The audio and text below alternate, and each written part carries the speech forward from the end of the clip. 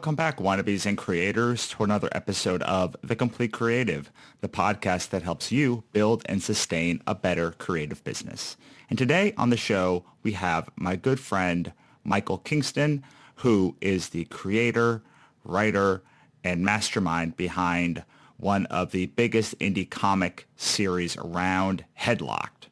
Headlocked is a comic book series about professional wrestling.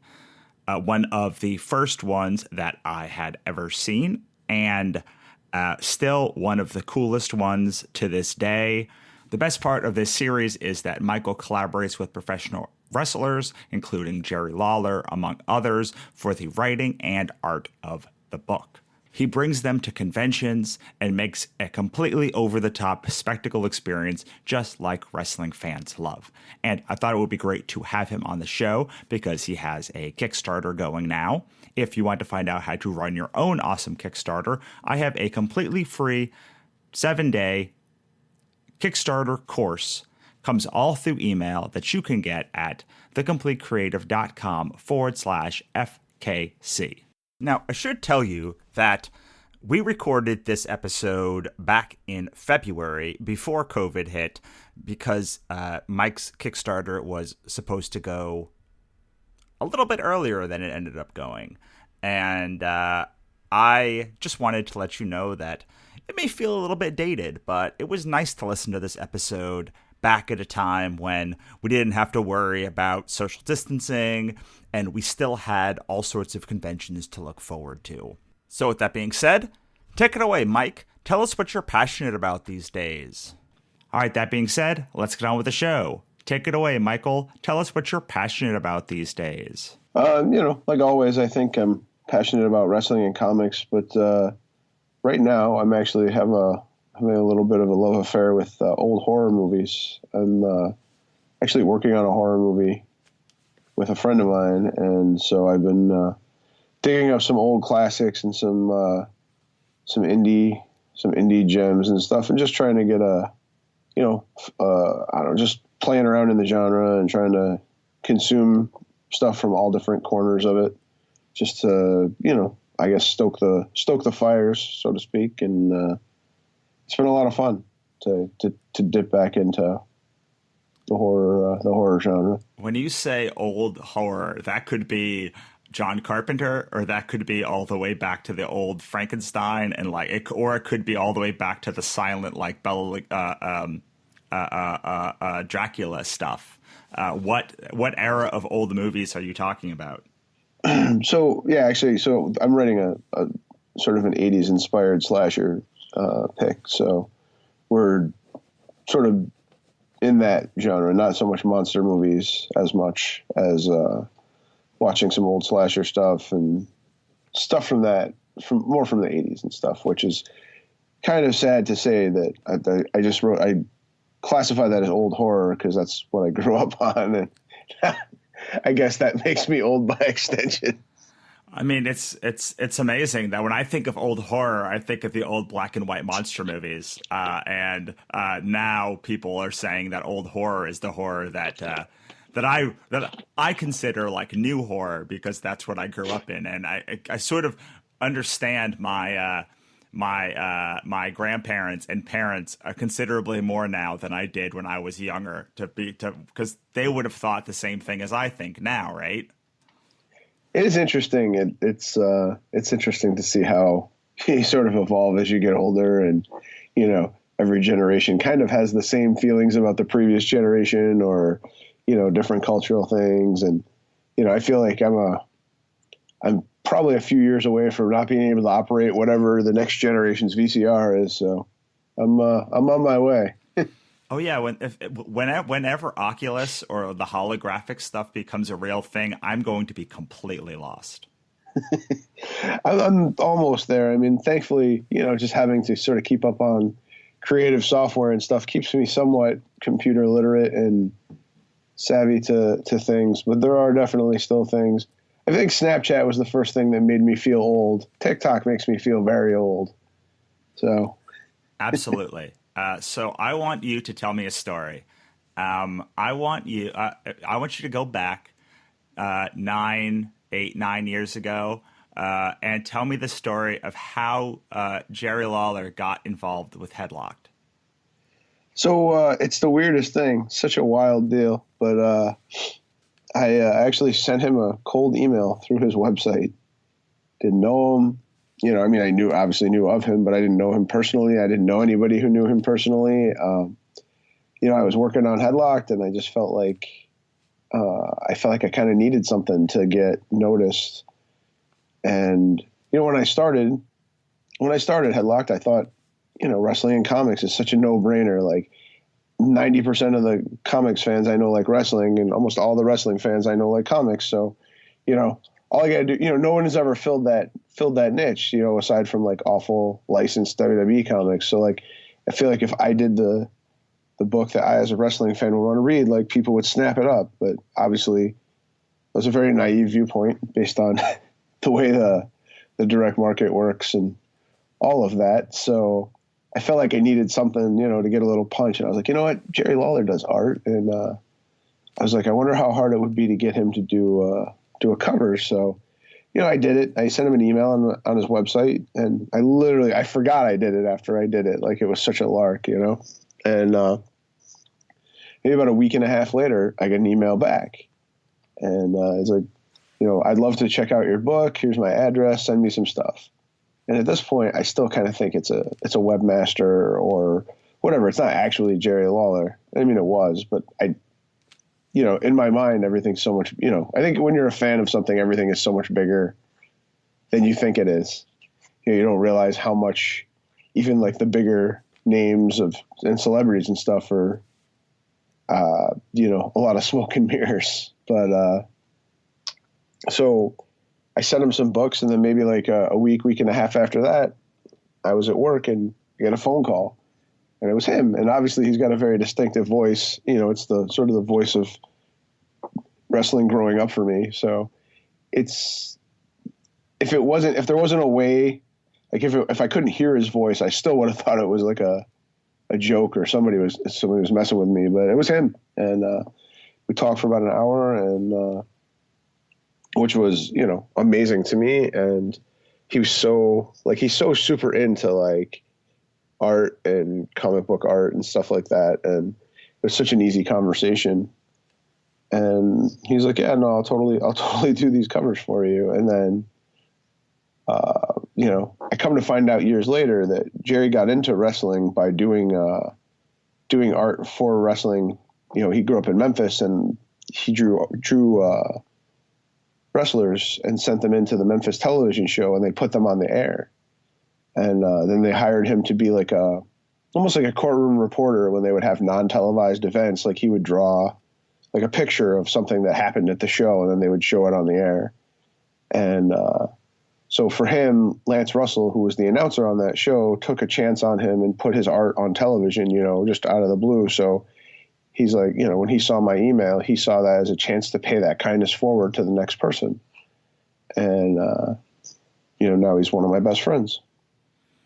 That's amazing. I love that story. I love that it just came from a cold email, because so often I tell people to email me, and maybe you get this too. Like, I don't know how open you are with giving the business cards and telling people to email you at shows, but I'm at shows and I give my email out to all sorts of people, my business card out. And I'm like, yeah, we talked for a little bit. If you have a question, email me. And I am constantly shocked how few people actually take me up on that. And on top of that, when they do, how often I get a response that's like, oh, I thought this was just going to go to some like junk folder somewhere. I can't believe you actually email me back.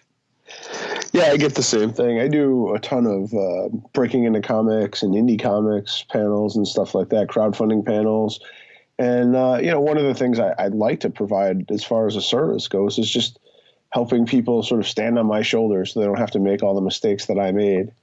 Because there is no real roadmap into comics, and there's really no way to do it the right way. So I always try to provide, these are the mistakes I made, so you don't have to make them, kind of thing. But yeah, I always tell people to come find me. You feel like you've sat through this 45 minutes of me talking. Maybe that you you have questions and stuff.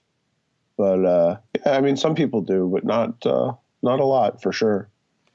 Yeah, even when I'm on my social media account and I'm like responding to people and they're like, I can't believe that you respond back. So I think it's even at a level like I'm playing at a much lower level than like Jerry Lawler is. And even then you get people who are nervous to reach out to you when honestly, oftentimes when someone reaches out to me, it's like the best part of my day because it's somebody. Well, sometimes they do not say nice things, but usually they say nice things, or at least they are excited to learn or something. And a lot of times those people who reach out to me, they are like it comes at a rough time. It comes at a time where like I've been writing a book that's not going the way that I want it to go, or some problem is presenting itself. And so by having that person email me, they're actually providing me with a great service because they know I'm like, oh,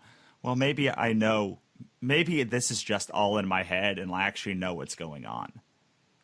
Yeah, that's one of the things that I love about, just being a part of the community and, especially like Comic-Cons in general. I know a lot of people don't like doing Comic-Cons because of, various reasons, but like I love the energy that you get. Like, and I always try to do, at least I always try to set up Breaking in Comics or Indie Comics or Wrestling in Comics panels and stuff. And it's really great to see the enthusiasm that people have. And that definitely can help because I'm sure anybody that's making comics is, in for a slog, and there are definitely days that it wears you down. And so it's always good to, it's always good to be able to exchange energy with somebody who's still very, very passionate about what they're doing or excited about a project and whatnot. So I definitely feel that.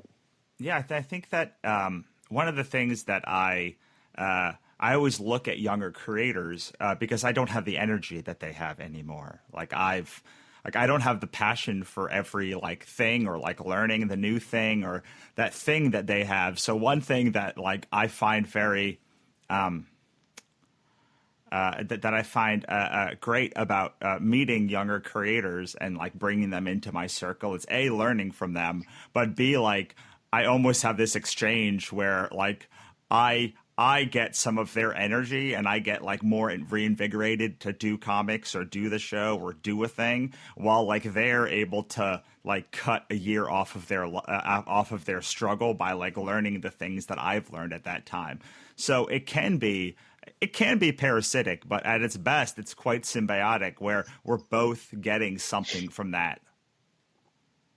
Yeah, I mean, I think that's definitely the way to go, and I genuinely want to help people. Like I feel like my struggle. I mean, I still don't understand my struggle to this day. You know what I mean? Like swimming. I feel like I've been perpetually swimming upstream since the beginning of my journey, and but it is funny because I don't feel like I've lost any of my passion for it. In terms of. Like when I go to shows, like I always leave a show like fired up and I'm like, I'm going to write all the things, but then you get home and you're like, oh no, I have to replace my roof. And, it's more life that gets you than comics. Although, comics can indeed break your heart as well. Well, I want to set a picture. I want to set a picture for people because I've been by your booth quite a few times at a show, and there is the thing that I love about your booth is like it always is vibrant and it always feels like fun, and there's often a line around the booth to get an autograph with some wrestler or for some event. So could you talk a little bit about how you make those conventions such a enjoyable experience for the fans and for yourself? Well, it's always been part of my mission, like when I started going to cons, like I read comics forever, but I didn't really go to Comic Cons. Like I just, every Wednesday I would get my books and I would read my books and consume them. And that was it. Like I didn't talk about it online. I didn't, I wasn't part of the community per se, but I was definitely consuming consuming, the medium at a high level. I mean, I have 5 medical cabinets in my house full of comics. I've been reading them my whole life, but I just never had participated in any of the online or outside sort of social aspects of it. And, the first time I went to a Comic-Con, like I couldn't believe, I was like, man, why is there just Virgil here? Or, you know what I mean? Or there's no wrestling here. And it just didn't have the same energy, and then you look over and you'd see like the booths where people are throwing out merchandise and people are cheering and whatever. And then you just see some like, Cole Cabana, who's a independent wrestler, had once coined the term "sad wrestler alley," where you'd have like Virgil and Greg Valentine and the Honky Tonk Man, and they're all just kind of there to get autograph money, and they're not really, excited about being there or anything. And you really hate to see your fandom represented that way. And I mean, so then I always wanted to have a space at the conventions where wrestling could be sort of celebrated. And, I feel like every other fandom has their little flag bearer at cons. And, over the years that's just gotten, more and more prevalent. It's definitely not just comics. There's voice actors, and there's gaming and sci-fi and anime, and there's a little everything now. And, I feel like I've had to carry the wrestling banner just because, WWE, for whatever reason, doesn't necessarily see the value in Comic-Cons, and anybody that's been like competition to them hasn't had enough money to play in that space either. So, I mean, I have the only dedicated wrestling booth at San Diego Comic-Con. I have the only dedicated wrestling booth at Emerald City, at New York. And sometimes WWE's licensing partners will send somebody, but it's a 4-hour cattle sign, or a 1-hour cattle sign where you're just like, you go in and you sign, you're like, move along. And that's a bad fan experience too. So, I mean, I just want to have a spot where, people can have fun and wrestling fans can feel like they belong. And, because it was weird when I started going to shows, I felt like you know what I mean? Like, you feel like the redheaded stepchild in a room full of redheaded stepchildren. Well, you told me a story about when you first started to try and book these people into shows, and like nobody wanted them, which seems amazing to me now, given what transpires at your booth. But could you talk a little bit about, reaching out to these shows and just having them shake their head or like send back that they're not interested in booking wrestlers? Yeah, I mean, in 2019 we were turned down by a show who didn't want wrestlers. I mean, it's crazy to me, but I get it. People get in a bubble sometimes, and, like comics in particular has been in a very narrow bubble for a long time. So, and you got to think the Comic-Con sort of exploded so quickly. You had these guys that were running these like, Holiday Inn ballroom shows. Now all of a sudden they're booking these giant convention centers because Comic-Cons just by nature, whatever, sort of blew up. And, they aren't necessarily prepared.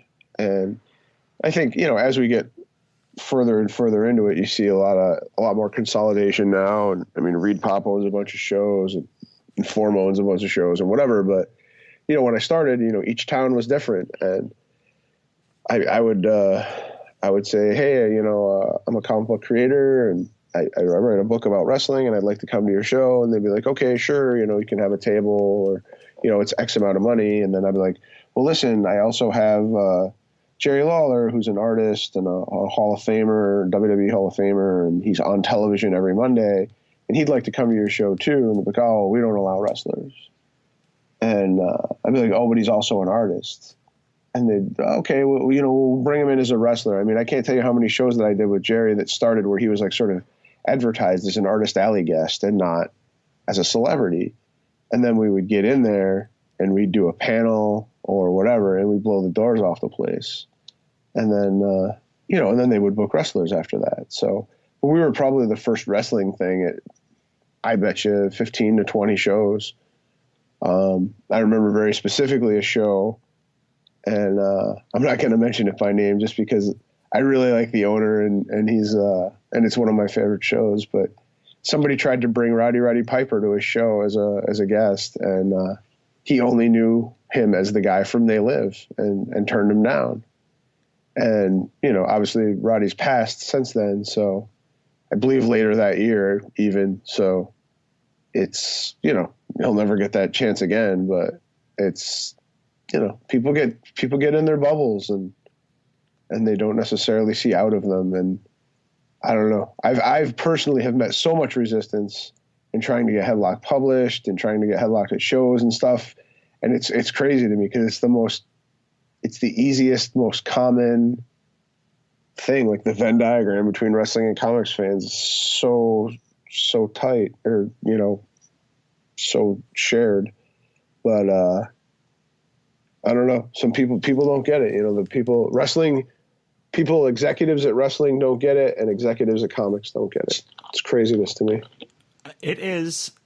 So when I started doing comics, this was a decade ago, I hadn't even thought about wrestling for maybe a decade before that. And I was like shocked by every third conversation that I would have with somebody was about wrestling. I was like, but it's comics. Like, this is comics. We're going to talk about comics, aren't we? And like, there's so much. This is what, for people that are listening that aren't in the comic book scene, like, it is like an enormous part of comics. Almost every creator that I know likes wrestling. Almost like 20, at least 50% of fans are big wrestling fans, or at least casual wrestling fans, or at least at some point in their life were big wrestling fans. And so to hear you having so much resistance, I remember when I first heard it and I was like, shut up, man. Like that could have never been the case. But you told me for like years you had problems booking people into these shows and getting people to take wrestling seriously as something that should be a part of the Comic-Con experience. I mean, not even just the cons, but publishers in general. I mean, like, I've talked about this a lot in different formats over the year, but like when I started doing Headlock, like I didn't know how comics worked, so I wrote a script and a pitch and a business plan and took it to different places and stuff. And I mean, I took it to one of the largest publishers in the world, and a dude, an employee from that show from that company literally laughed in my face. Like involuntarily laughed when I made my pitch. I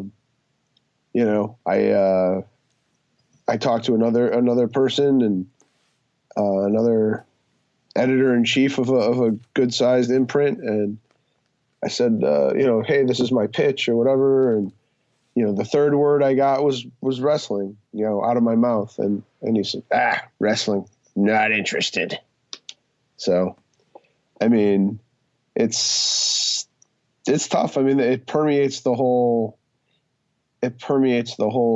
medium, and it still does to a certain extent, not as much as it used to. I mean, I do feel like on some level people have opened up, but I mean, it's still a tough fight with a lot of folks, and it makes sense to me on some level. It didn't for a long time, but I kind of understand just because I see how wrestling is too, where like wrestling and comics are both sort of dominated by this sort of singular aesthetic. You have WWE has such a large imprint on, because it's got so much of the market share that it basically defines what the whole medium is. And just like superheroes did for comics for years. And it's a thing that's changing, but it's not changing very fast either. Getting rid of like 70 years of, association or whatever is not an easy thing to wipe away. So it's definitely a thing that I battle with, to this day. It's a battle. It's a battle for me too. It's a battle for everybody and people and indie people that do superhero comics also have their own problem, because people say, well, why am I not just going to buy from Marvel and DC? I am interested though, because how did you have the fortitude to keep going when you sat across from an executive at a big comic book company and they laughed in your face? How did that feel? And what did you do after that to keep going? I think on some level it's probably what I needed.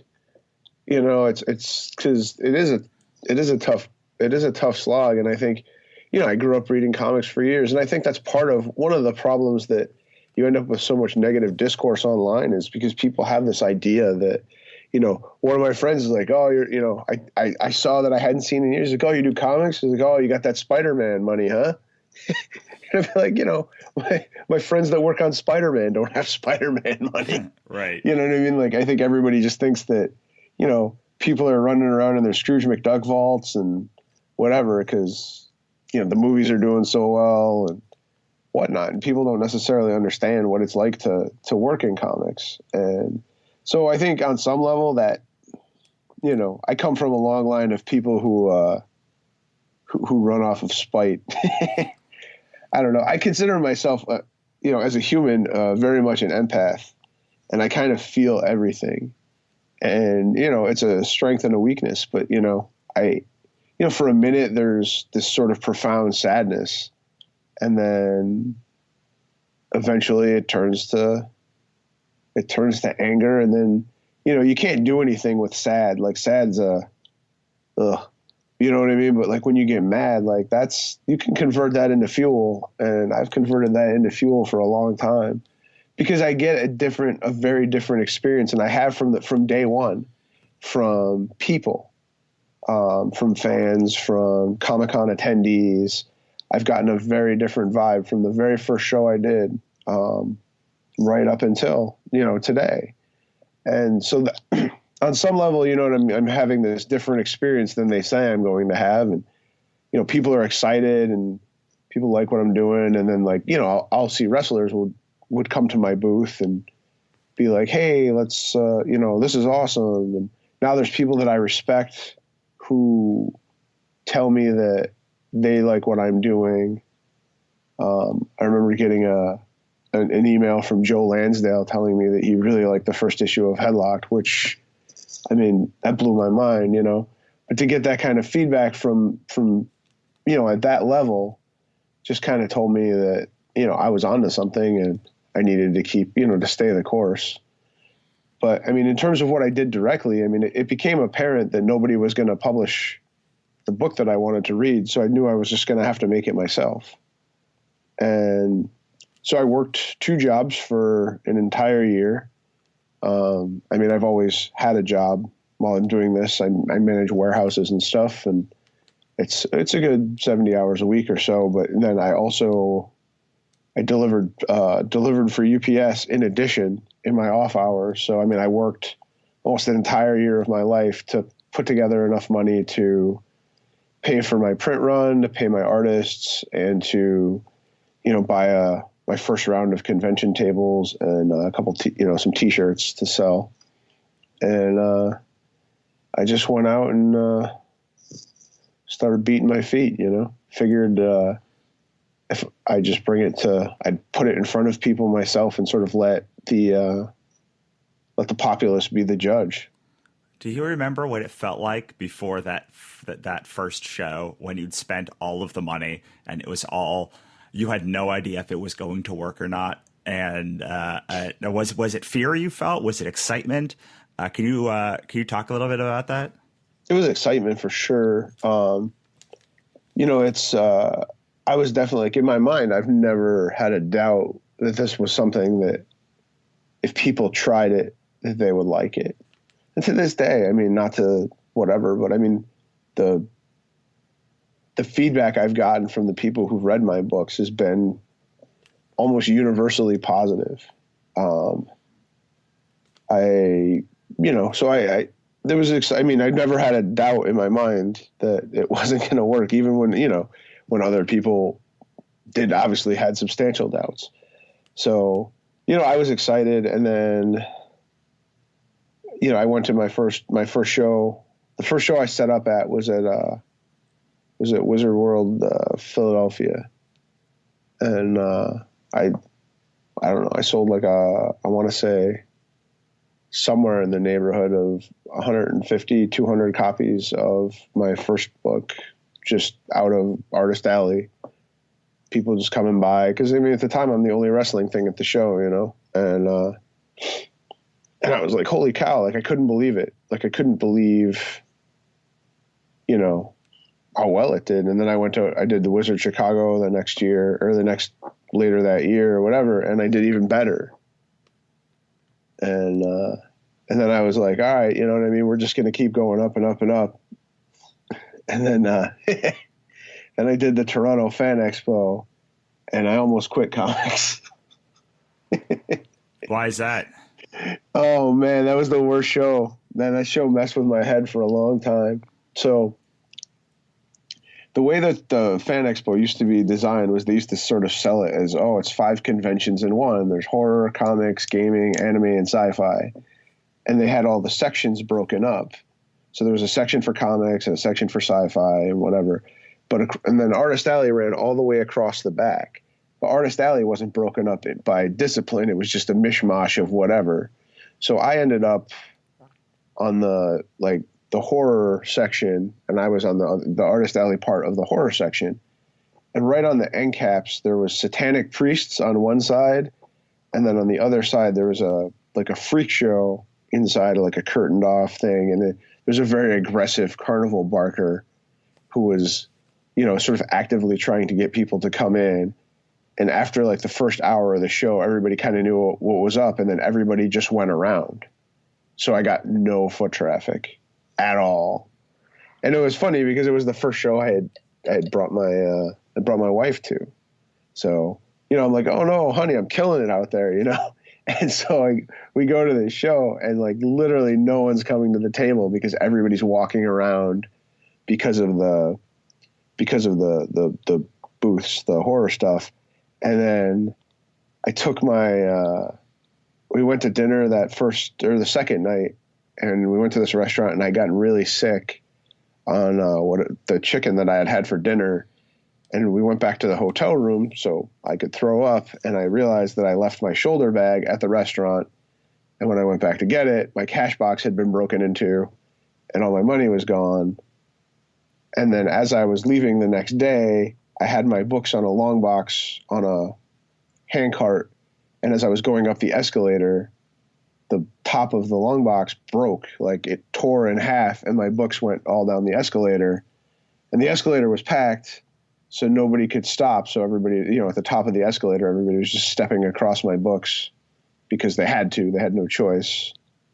And yeah, it's probably one of the worst experiences of my life. That was a tough one. What did you tell your wife after that? Or what did you tell yourself to get to the next convention?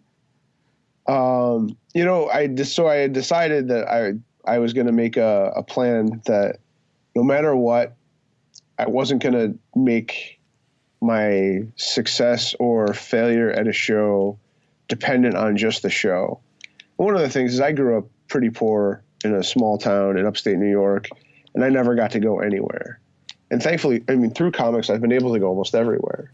But, you know, at the time I was like, I'm just going to make sure that I have experiences independent of the show.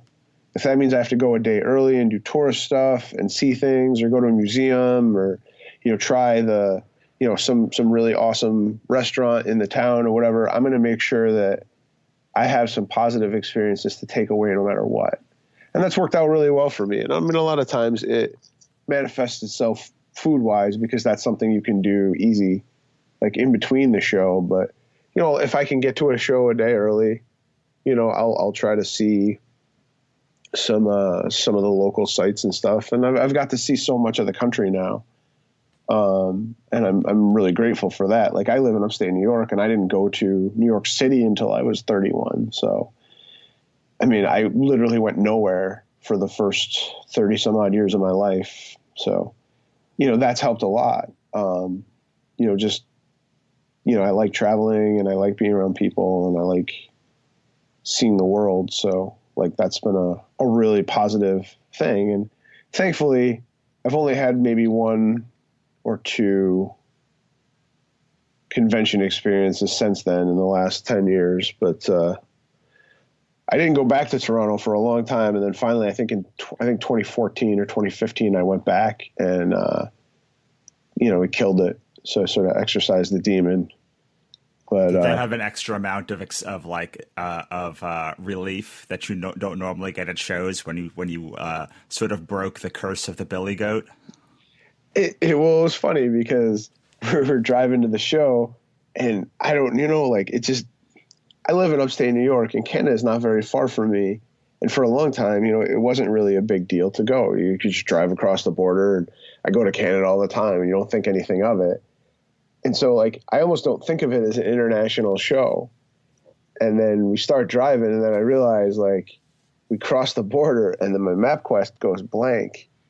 And I'm like, what's going on? And then I realized, I was like, oh, we don't have international phone plans. So I'm like, we had to turn off our, the internet on our phones. And I was like, oh man, I'm not going to be able to put any of this on social media. I'm not going to be able to put anything out. And I was like, here we go again. So there was definitely a sense of foreboding the entire time. But then, it ended up being good. And it was okay. So I definitely feel better about it, than I did. So, and now I'd be open to go back. I actually it was a great show. I had 7 cheeseburgers. It was, and Toronto at the time was a real burger haven. And, I'm almost not proud to admit this, but I ate a double cheeseburger with a fried egg on top between 2 grilled cheese sandwiches. And, why would you not be proud of that? That sounds amazing. Well, it's funny because I also had a whole poutine and a banana peanut butter milkshake. And at some point I just feel eyes, and I look up and my wife's just staring at me. She's like, "How are you not dead?" And I was like, that scene in Unbreakable where Bruce Willis just starts lifting all those weights and he doesn't even know he can do it? I'm like, that's what I'm doing right now. That's so funny. You talked before about how you try to do conventions and breaking into comic stuff for other people. What are a couple of the best tips that you've given out or that you've learned over the years? I mean, it's more, there's not anything necessarily. I feel like not anything specific, but it's just about, it's just about doing it. You know what I mean? That's the hardest, that first step is the hardest step, to say, I'm going to do it and then do it. Once on some level, once you're in, it's a lot easier to stay in than it is to get out. It almost takes energy to get out, because you've obviously you've got a fair amount of sunk cost and time and whatnot. But just people come up to me all the time and they would be like, oh, I had an idea for a book just like this. And it's funny because, people come up with similar ideas all the time. I remember I had an idea that was very similar to what became The Devil's Advocate, the movie. And it was something I always wanted to develop. And I remember sitting at a different movie and the preview for that came up and I was like, oh shit, and whatever. And I'm sure everybody sort of has that. And I wasn't in a place where I could produce something at the time, but if you're, people say that stuff to me. Yeah, I had an idea for a book that was just like The Walking Dead, and whether they do or not, it is what it is. But it's just, I try to let people know that it's easier than it's ever been. Obviously there's more product than there's ever been because it's easier than it's ever been. And that's the real hard part. But in terms of making it, you don't have to print 10,000 copies anymore. And, you can get a reasonably affordable space at Artist Alley. And, you can, I talk to people about how I buy all my stuff on credit cards and don't carry a balance. And then I use the flight points to pay for some of my travel. And, when I have a big printing bill, I'll put it all on a credit card and then pay it off, when I run a Kickstarter. Sorry. And, it enables me to bank a bunch of flight points that I can then use to, maybe hit up an extra West Coast show or whatnot. So, that kind of stuff I think is, it's just letting people know that anybody can do it. It's just, 9 times out of 10, I think it's your own fear and insecurity that holds you back. And, sometimes I don't want to say it's a lack of talent. Sometimes it's just about being open enough with yourself to evaluate what it is that you're putting out, I mean, I don't know if the world needs to see your Batman fights a Velociraptor comic, but, give it a shot. You know what I mean? But at least have an understanding that you can do it if you want to do it. Because that's the one excuse that I think a lot of people have. And I think it's the one excuse that doesn't hold water anymore.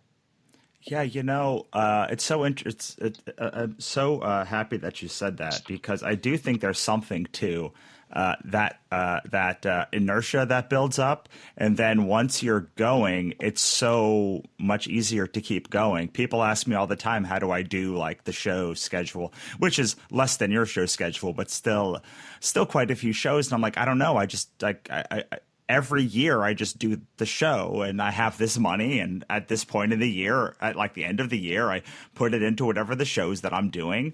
And I actually had an experience recently with my book Ichabod Jones Monster Hunter, which has been out of print for a couple years, and it has been out of production since 2011. So I haven't produced any new issues or anything on this book since 2000. I think it's 11, maybe 2012, but I'm pretty sure it was 2011. And getting that book back into production, even for me, who like literally does this professionally, was nearly impossible. It took us doing a big Kickstarter to like reprint books, and then like for me to divert funds from a bunch of other places to like production for Ichabod, and still freaking out that like we're not going to be able to get to the next Kickstarter in September before like we run out of money in that fund. But while you're doing it, it's just so easy to keep doing it because it's all you've ever known.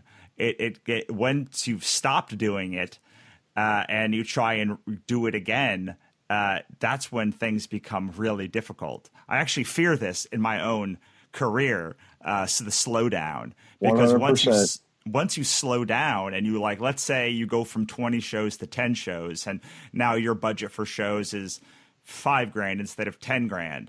Well, to go back up to 20 shows now means you have to somehow that $5,000 gets reallocated somewhere else, and now you have to find that $5,000 somewhere. You have to find that money for a project somewhere.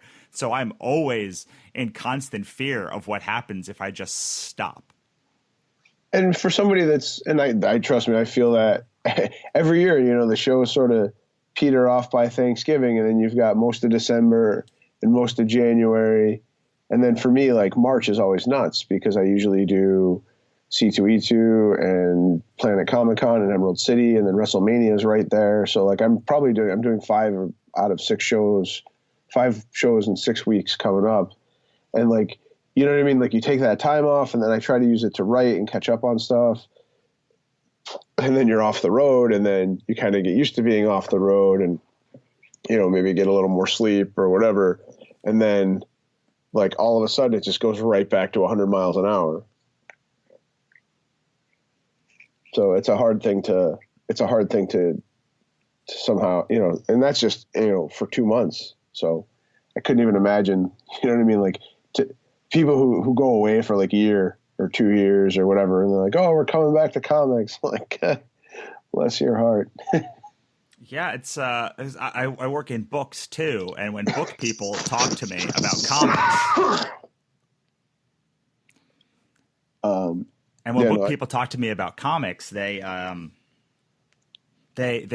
shocked that comic people do Kickstarters and shows. They're like, I don't have any idea how you could have the energy to do these two things, because for books it's a very different business model. It's a very like they're doing a lot more advertising, and they're doing a lot more like online stuff. And so I look at them and I'm like, well, it's the same thing. Like, how do you spend $10,000 a month on advertising? And they're like, I don't know. Like I had $100, then it became $200, then it was $300. And then eventually it became like whatever the amount that I spend is. And that just became kind of the rotating budget that I do. And I'm like, yeah, it's not that much different. What would happen if you took that $10,000 and just stopped spending it, and you just like took that $10,000 and you went on a cruise to the Caribbean or something, and they'd be like, well, it'd be impossible for me to keep doing it. I can only do it because like the wheels are in motion now. Finding another amount of money or finding like the ability to restart it, I'd be basically starting from scratch. But the thing is, and that's, I mean, you can always make more money. And I mean, it might not be in the thing that you want to do. You know what I mean? Like I delivered, stuff for UPS for a year, and I was able to make enough money to pay for a whole graphic novel. I mean, you can always make more money if you need to. Like that part of it, it kind of sucks, but like, I mean, it's because it takes time to get back into it, but it's, and that's what I tell people, you know what I mean? Like you might not be able to do it today, but you can still do it. I mean, you might have to build up a little bit of a war chest in some fashion or whatever, but that's the nature of it, I guess. But I mean, anybody can do it at any time. It's just, that's what I mostly try to just inspire people to drum up the will to dip your toe in the water and see how it goes. Yeah, I really appreciate that advice. I want to talk about the thing that you've been now doing for the past decade? Is it 10 years now? It is 10 years. Which is Headlocked, and you are about to launch a new Kickstarter for the Headlock series. Let's move into talking about that series specifically. Can you give us sort of the rundown of what the series is about? So Headlocked is about a kid who's a theater major in college who falls in love with wrestling sort of unexpectedly, and he becomes sort of enamored with the pageantry and the art form, and he obviously knows it's not real, but he sees the art form in it, and it sort of captivates him to the point that he decides to quit school and it's become a wrestler. And it's his journey through the wrestling business, starting on day zero as he sort of navigates the seedy underbelly of the wrestling business, trying to get to the bright lights and the big stage. But also at the same time, as he's learning the craft of wrestling, we're able to examine the craft of wrestling through the eyes of a performance artist. So it's, and then the other thing about it, to sort of further the theme, is that all the art is done by professional wrestlers. So as we mentioned before, Jerry Lawler does the cover, and then the interiors are done by Mikel Molapola, who's Samoan wrestler in New Zealand. And for this last book, I used Doug Hills, who isn't as accomplished as a wrestler, but he spent some time, on the independent circuit. So, and it's just I've been lucky that I've been able to find like professional grade artists that are also professional wrestlers. But it helps make the thing a little more, I guess, authentic, and really kind of hammers our theme into the ground, Yeah, and you've worked with over 30 professional wrestlers on this book now, right? Yeah, so what happened is I started doing Headlocked, and it was just Jerry on the covers and whatnot. And then when Kickstarter became like a viable thing, like it was like, how can I get people to understand, how can I get people to not be like, hey, I'll just get you at the next show. Like, what can I do to inspire people to make sure that they pledge for the book? Because that's where we need the money to make the book, with a Kickstarter. So a bunch of my wrestling friends were like super into comics and stuff. So I was like, hey, you want to collaborate on like a short story? And, so many people were like super excited about it. So I was able to do that for the Kickstarter books. We do, 3 to 4 or 5 extra stories. There are short stories that sort of flesh out the universe. So, in Headlocked, it's told from Mike Hartman's perspective. So you see everything that he sees, but like, if you're a wrestler coming up on the independents, like you just sort of see your little world, and that's what we see is the world that he's in right now. And as he moves through that world, we'll see more of it. But in the meantime, we're building out sort of corners of the universe with these wrestlers. And sometimes they're just little one-off stories that are fun, and you might never see those characters again. But, also we're building out characters, we're building out locales and stuff. I just wrote a story with Christian from WWE about the old Canadian death tours that they're called. Back in Winnipeg, they used to have these Canadian death tours, they were called, and this guy ran them for 30 years, and he would take 8 8 to 10 wrestlers in a van and a truck with a ring in it, and then they would drive across frozen lakes to go up to Inuit towns up in the north and perform in like high school gyms and stuff. But I mean, they didn't get any entertainment up there, so it was always super packed and whatnot. It's an interesting experience. You have to take like, a month's worth of food with you because like hamburgers are like $14 because, getting supplies up that way is tough. But like they literally have to drive, like their roads are literally frozen lakes. Like they plow the snow across the lake and like that's what you drive on to get to these places. And, so eventually someday I'll be able to take Mike Hartman through there. And now we've established some characters in that place. So it just gives us a little bit of footing to land on, but also it's, we've told stories in almost every kind of genre. I mean, we did a Christmas story with Mick Foley. We've done horror stories. We've done a video game based story, all kinds of stuff with all different kinds of wrestlers. And it's super fun and super fulfilling. Like I literally was just on the phone yesterday with Sergeant Slaughter working out a story with him that I'm super excited about. And that's fun. It's fun to collaborate with people who are natural storytellers, but also it's cool to like, hey, it's Sergeant Slaughter. The guy's like legitimate, like a literal real life G.I. Joe guy. And, we get to collaborate on something together. So it's super fun, And that is only available in the Kickstarter edition of the book, right? Right. So what we're doing now is we're doing the book we're doing is called Tales from the Road. So I also produce these stories for different wrestling crates. It's sort of like Loot Crate only for wrestling. And then, there's some that haven't quite made the Kickstarters and whatnot. So I've been collecting these in an edition called Tales from the Road. And so we have 14 different stories in this book by 14 different, that I've co-created with 14 different wrestlers. And I've got so many more, but this was just the first volume. And we're making it's a lot of fun stuff, and it's a lot of different voices in wrestling, a lot of different genres and whatnot. And you don't necessarily have to know anything about Headlock to read and enjoy the stories. They're all sort of very successful standalone one-off stories on their own. But if you read Headlock, there's obviously some of the stories tie in directly to the story, and some of them don't.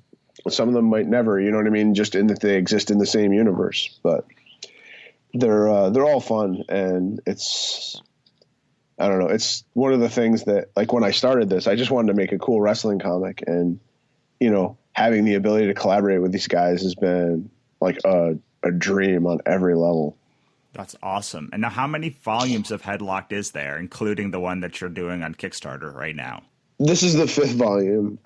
There's 4 volumes of the regular Headlock series, and then we'll be working on volume 5, which I can't even tell you how excited I am to write. Like it's so, like, everything I've been building for them is in this, and it's got probably one of the wildest endings, and I'm so super excited. So, but I needed to do this one first because I'm producing more and more content for these crates. So, the idea that I can get 2 books out a year instead of one, every year and a half is pretty enticing. So I'm writing volume 5 now while I put this Tales from the Road together, and we're doing new stories for it, brand new, never before seen stories for this book, and then some of the crate stuff that people haven't seen, and it's going to be good. Awesome, man. When I think of wrestling comics, I think of you. So you've done quite a good job of branding yourself and just and building this awesome company. And I personally am not a huge wrestling fan, but I am a huge fan of your work. So thank you so much for stopping by today. I am going to end just quickly with the thing we always end with. Is we're going to give you a chance to say what your number one piece of advice is to the people that may have been zoned out until the end doing their work or driving in their car. So your best piece of advice could be something you gave already or something that you that new that you haven't said yet, and then where we can find you online, and then we'll say goodbye. The best piece of advice I have for everybody is just to do something that you're passionate about. Don't worry about if people think it's going to sell or not. You know what I mean? Do something that you're passionate about, because honestly, no matter what you do, it's going to be a slog. It's going to be not a lot of sleep, and it's going to be a ton of work. And, you're going to need that. You're going to need that passion to keep you going on those tough days. I had a day where I had to spend a weekend. I had to fly to Nashville, pick up my books, and then drive them to Memphis so Jerry could sign them and drive 19 hours home. You know what I mean? I couldn't do that if I didn't, love what I was doing. So, I think if you're just trying to produce a storyboard for a movie, or you're trying to make something that you think just has commercial appeal or whatever, like that's tough. But just do something that you're passionate about, because that passion is going to be the fuel that puts you over the top. I feel like that's the single best piece of advice I can give people. Awesome. And where can we find you online? Everything is Headlocked Comic. It's my website where my web store is, and then all my social media, Facebook, Twitter, Instagram, YouTube. I have a little travelogue that I occasionally put together on YouTube called Comics, Cosplay, and Carbohydrates. It's just sort of my experiences at conventions, and some of the food that I eat, and some of the cool costumes that I see, and the wrestlers that I hang out with. And it's a lot of fun too. Awesome, man. Thank you so much for stopping by, and we will talk to you next time. Awesome. Thanks so much. All right. That was Michael Kingston. I hope you enjoyed what he had to say. If you did, go find him on social media and let him know. And support his Kickstarter. If you want to learn how to make your own awesome Kickstarter, then I have a free course for you. Just head on over to thecompletecreative.com/FKC and pick it up right now. Please head on over to iTunes or whatever you listen to this podcast, rate, review, and subscribe today. It really does help us find a bigger audience. And let me know if you like what I'm saying and the guests that I'm bringing on. All right, that's it for me. I'll talk to you next time.